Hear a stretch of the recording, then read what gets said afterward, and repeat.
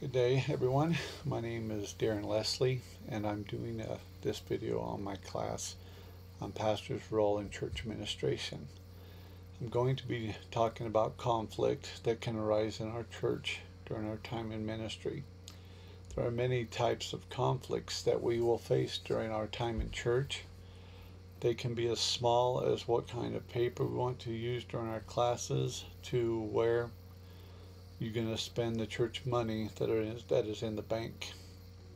The word conflict, according to the Etymology Dictionary, means to strike together or to be in opposition, or can even mean armed encounter. But for us today, I'm going to use the term butting heads. I think that most of us understand what the meaning of butting our heads is against each other. When we are doing this, nothing's really happening, but we're just bruising our foreheads. In our reading this week in chapter 16 of James Berkeley's Leadership Handbook of Management Administration, he gives us some good understandings of crisis and conflicts.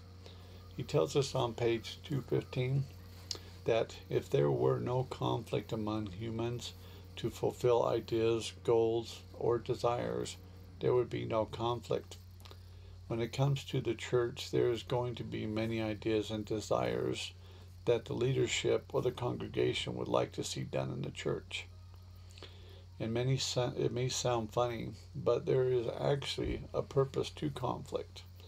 As many Christians have seen, when a pastor is teaching on Scripture, there's going to be a different point of view on how the congregation interprets it, or what the pastor is saying.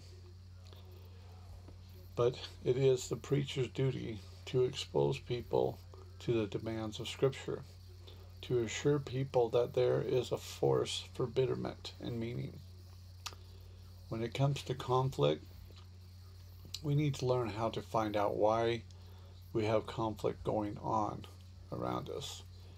When we are assessing the conflict in our church or in people, we need to ask some questions. We need to ask questions like, how does the church handle conflict? How are we going to go about doing this? Do they rely on the pastor to fix the problem? Or do they want them to fix them themselves? Or do they just avoid the problems or the conflict? On page 218, Berkeley points out to several steps for assessing potential conflicts in the early stages. One of the first ones he gives us is obtaining as much information as possible. Now this is important. Most of the time people come from misinformation.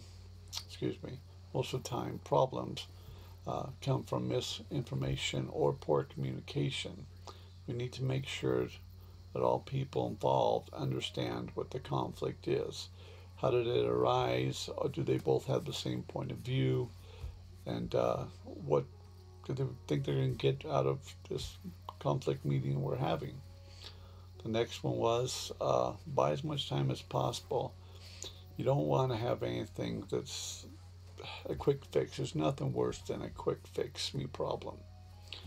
When making decisions quickly, people don't always make the best choices.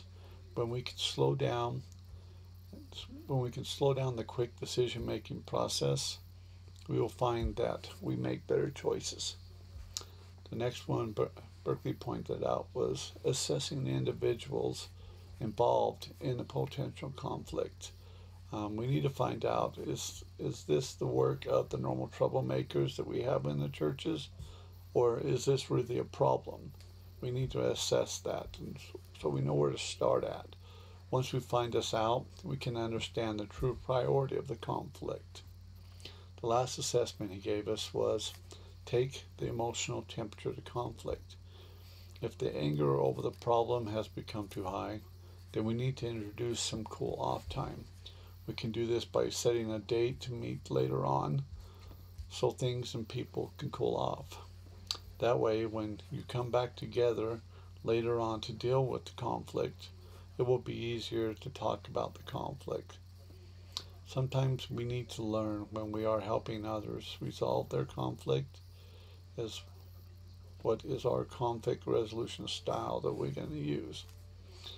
Some leaders or pastors use different styles to resolve the conflicts within their church. Some of these styles can be the problem solvers. They think they can take care of everything. You got your super helpers that think they resolve everything. You got your power brokers. You got the facilitators, and we got the fearful losers. Each one of these, each one has their own way of trying to resolve the conflict. Berkeley points out that some pastors may touch base on each style at times, but he says on page 222 that undoubtedly the positive, self-assuring, trusting style of problem solver is the most ideal for most parish conflict. In all, God sent us out in our ministry to teach reconciliation through ministry. Paul teaches us in 2 Corinthians 5 the ministry of reconciliation. He tells us in verse 19 that, and he has committed us to the message of reconciliation.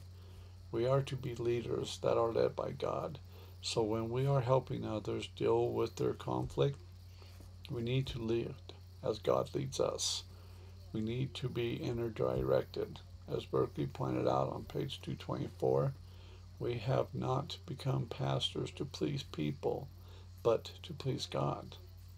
I want to thank you for your time today, and I just hope you all have a Merry Christmas. Praise God.